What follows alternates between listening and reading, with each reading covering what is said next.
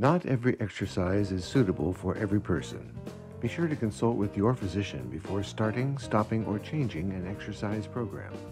All participants of this or any exercise program assume the inherent risk of injury due to exercise.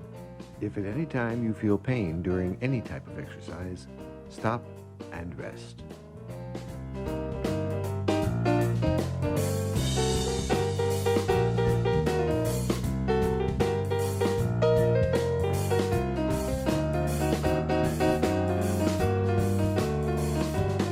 Everyone, welcome back. I'm Alexis, the host of your Priority One Fitness show right here on PPMtv, Channel 98 if you're watching us in Portsmouth, New Hampshire.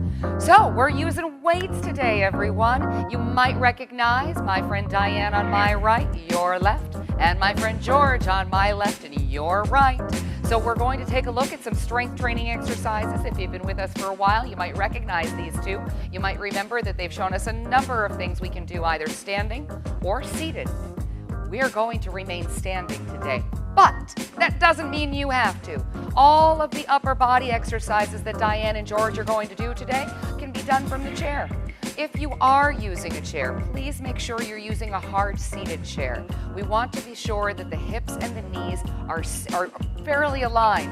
And the seated hip, the seated hip in a hard seated chair helps you to keep that spine nice and tall.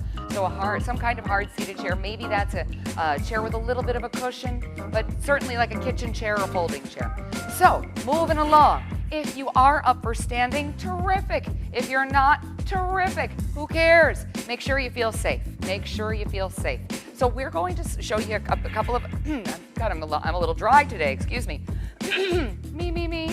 So we're going to show you a couple of exercises standing that we can do, but again, if you want to do the exercises without any of the lunges or the craziness that Diane and George are going to show, don't do it that way. Use just the arms. Before we do anything, let's warm it all up, everyone. And as I'm going to start a march.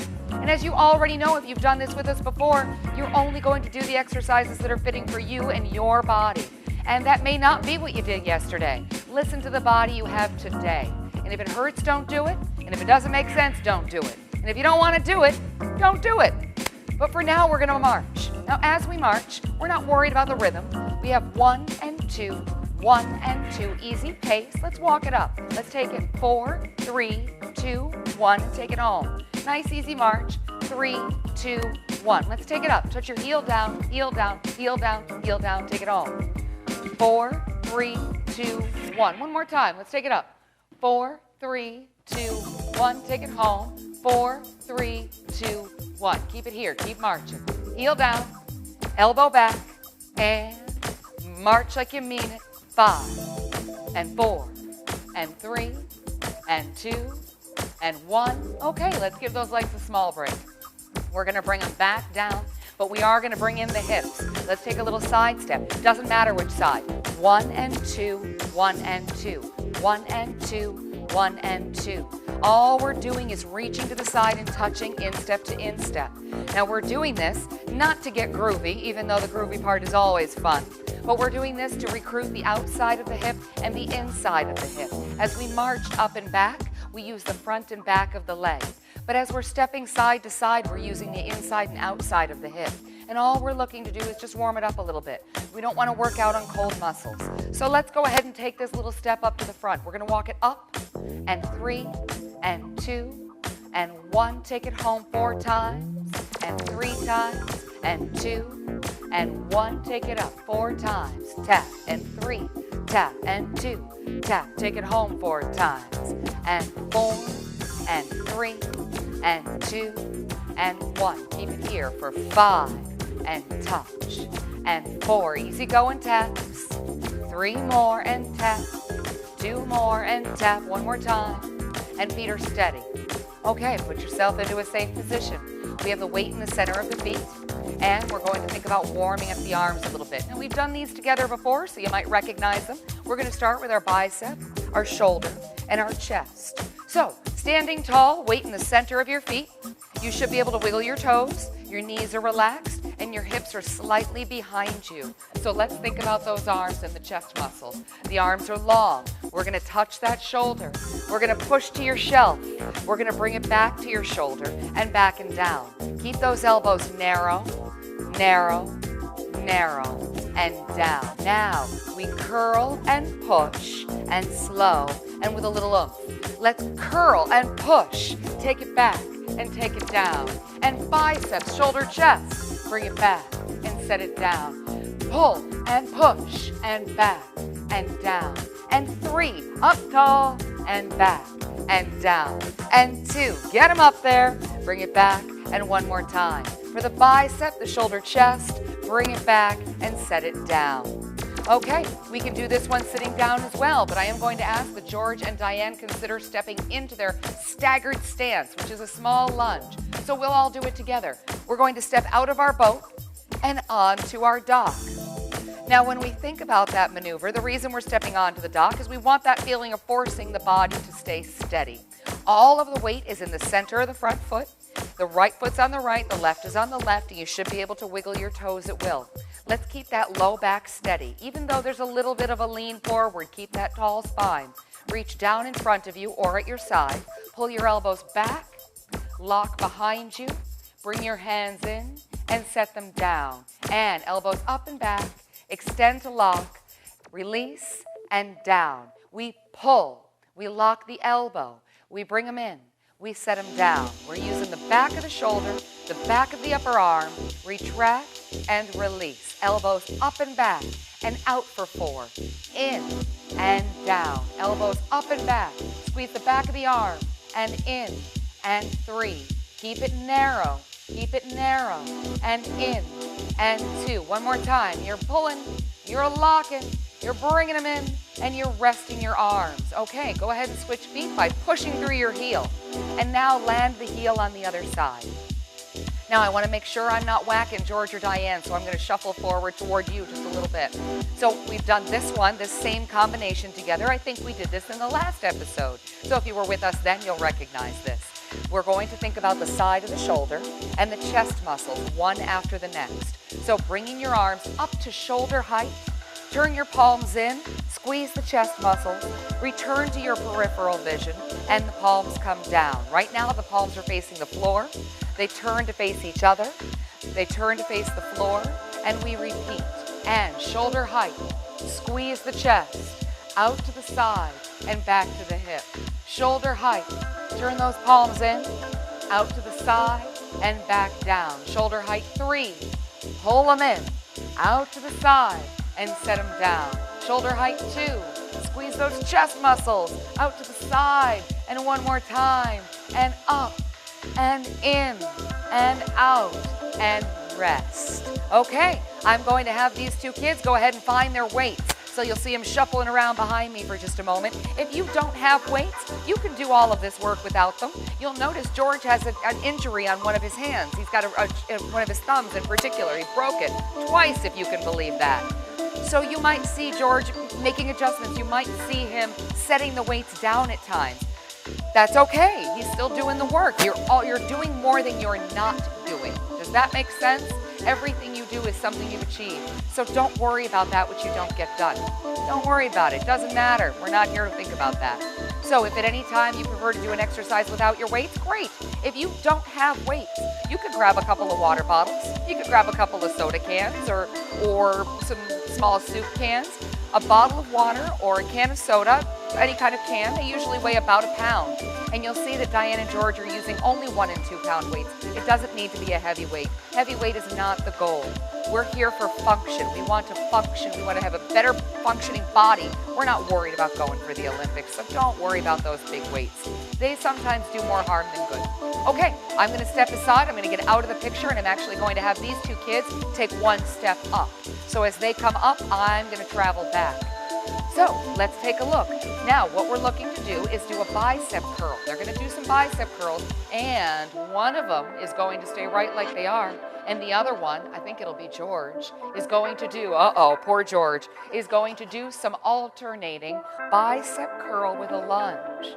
So when George is lunging, note a few things. He's landing his heel, just as he did. He's going to land the heel on the dock, and he's going to push the boat out to sea. What else is he doing? He's going to use one leg and the opposite arm.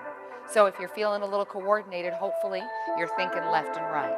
Okay, when you're ready. Now, for Diane, she's already in position. Weight in the center of the feet, relaxed knees, wiggly toes, everything up and tall. And she also is going to do one arm at a time. So when you're ready, follow along with either participant. Remember to keep that posture up and keep your eyes on the road. And 3, 2, 1, curl. And they curl and back. And curl and back. Alternating. 10 and back. Alternate. 10 and back. Elbows low and close. And 9. Elbows low and close. And 9. Shoulders level. And 8. Wrists are square. And 8. Eyes on the road. 7 and back. Eyes on the road. 7 and down at the hip. And pull and down at the hip. And pull and down at the hip. We have 5 and back. George lands the heel and he pushes through it. He lands the heel and he pushes through it. They're down to 4 and bring it back. Torso tall and strong. 3. Torso tall and strong. 3. Elbows low and close. 2. Keep those wrists square. 2. One more time. They're going to curl 1 and down and 1 and rest. Rest. Okay, so let's head to the back of the bod now. Just now we did the front of the bod. We know that's the bicep right here. So, excuse me, thinking about the front of the body, let's do a little combination. Let's add 2 muscle groups together. So like they did in the warm-up, remember when we pulled with the elbow back and they squeezed and then they brought the hands in and back down again? We're going to do that, only we're going to use a weighted, we're going to do it with weights. Maybe, again, you don't have to. You can do it any way you like. So when we think about that, let's make a quick note that when we lift, the elbow comes up and back. So as you're lifting your suitcases, you're recruiting the back of your shoulder, and as you're extending back, you're squeezing the tricep in the back of the upper arm. So you're using this muscle and then this one after the next. So as you're hammering back, you're going to gently squeeze that elbow. So we'll lock that elbow. So on that note, we're going to go ahead and have each of them step into a stationary lunge. Either foot, it doesn't matter which. Now note, they've got their weight in the center of the feet. They're going to intrinsically lean slightly forward so that they can counterweight by drawing the elbows up and back. So once again, weight in the center of the front foot, lean your body weight into that foot just a little bit, but make sure you can wiggle your toes. All right, everybody, palms down at your sides and facing in. Pick up your suitcases, elbows come up in a narrow position. Kick those hands back, squeeze the back of the upper arm. Bring your hands in and set your bags down. Elbows up and back, extend to lock. Bring the hands in and set them down. Elbows up and back. Lock those bows. Hands in and down. Shoulders level. Shoulders level. Wrists are square. Set those bags down. Elbows up and back and out for 7. In and down. Work the back of the shoulder. Work the back of the upper arm. Bring it in and set it down. Up and in and out and retract. Set it down. Pull for 4. Lock it tight and release. Set it down. Use the back of the shoulder, the back of the upper arm. Bring it in and down and pull and lock. Release. One more time. Extend and hold tight. Now, note, nice square wrist. Square wrist, avoid the point. 3, 2, 1, rest. Okay, and yet again, they're going to step out of their lunge. So, just like we've done before, they rest the upper body first, and then they step out of the lunge. We don't want too much going on. It gets a little hairy-carry for the joints. So, we let the arms rest and then step out of your lunge. And what you do on one side, you do on the other. So, let's go ahead and step them into their lunge on the other side. So now we're going to think about those shoulder muscles, So what they're looking to do is raise, a little coordination. We're looking to raise 1 to the front and 1 to the side, and then back to your hip. And now, of course, the opposite becomes true. 1 to the front, 1 to the side, and back to your hip. Now, a couple of things we need to think about. Try not to swing through your lower back, right? We want to keep that back nice and steady. Raise only as high as you can keep your shoulder low and your wrist straight. So the moment the shoulder has to hike up, that's as high as you want to go. And the moment that wrist wants to bend, that's as high as you want to go. And you'll see those things holding true with George and Diane. Low shoulders and straight wrist. Okay, it does not matter which side is which, but here in the studio, we're going to try and think about the right arm to the front and the left to the side. Here we go, team. Right front, left side, and return to your hip. And left front, up you go, and return to the hip. Here we go, shoulder height 9. 3, 2, 1, shoulder height 9. 3, 2, 1, shoulders low. And 8, waist is steady, pull, and control the return. And 7, and down with control, pull 7, and down with control. Chin on that shelf. And 6, eyes on the road. And 6, waist is steady, 5, look how square they are. 5, 3, 2, 1, pull 4, and when you're done, you're done. And 4, but that doesn't go true for these two. Up for 3, 3, 2, 1, pull 3, 3, 2, 1, shoulder height 2, and down, shoulder height 2, and down. One more time and hold tight. Shoulders low, elbow relaxed, wrist is straight, down they go. Up on the other side, left front, waist is steady, shoulders level. 3, 2, 1. And they're going to shake it off just like you are. Okay, let's set the weights down for a moment. Go ahead and take a quick break.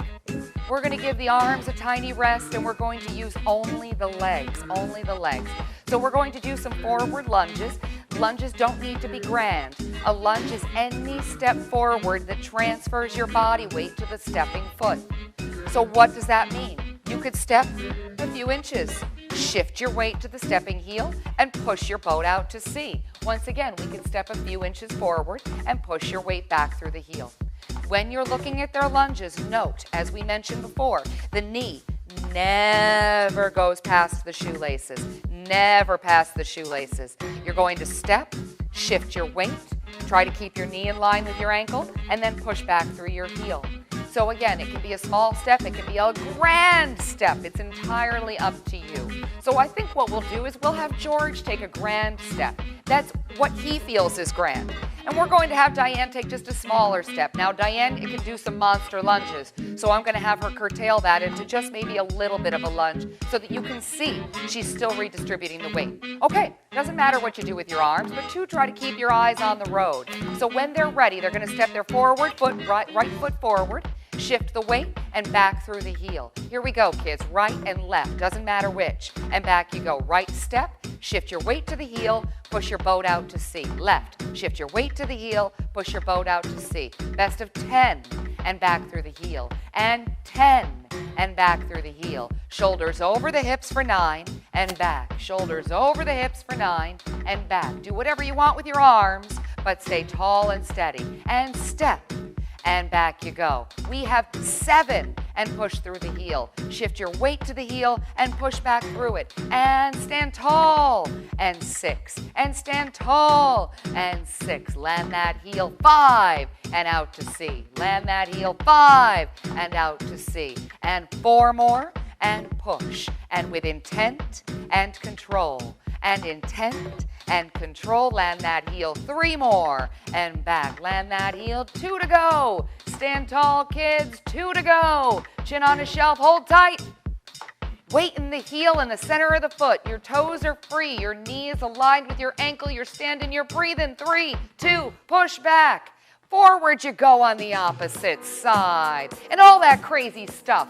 Wiggly toes, knee over the ankle, everything tall. Keep breathing. 5, 4, 3, 2, push, rest. Woo, nicely done, nicely done. Okay, the legs take a break, back to the weights. You didn't think I was done with you, did ya? I didn't think I was done. Okay, we're gonna go back in, we're gonna do another round. We're almost there. So if at any time, if you're tired, if at any time something hurts or you're just plain old pooped, you can skip one. I won't tell. I'm not gonna write in and tell anybody. So let's take a look at what we could do next. Now, you might remember our chest exercise that we've had these two demonstrate before. One is going to do the bent elbow, and one's going to do the long arm, and we're going to take a look at why one is tougher than the other. So if you're up for it, let's go ahead and step into our lunge. Let's do a right-sided lunge. Both of them are on the right. Both of them are lunging. George is going to give us the less challenging version. If you have neck, shoulder, or back pain, but you still want to work those chest muscles, you're going to follow George. If things are good today and you have a little bit of extra oomph, you're going to follow Diane. So if you don't have pain, terrific. If you do, I'm sorry to hear it, but welcome to the club.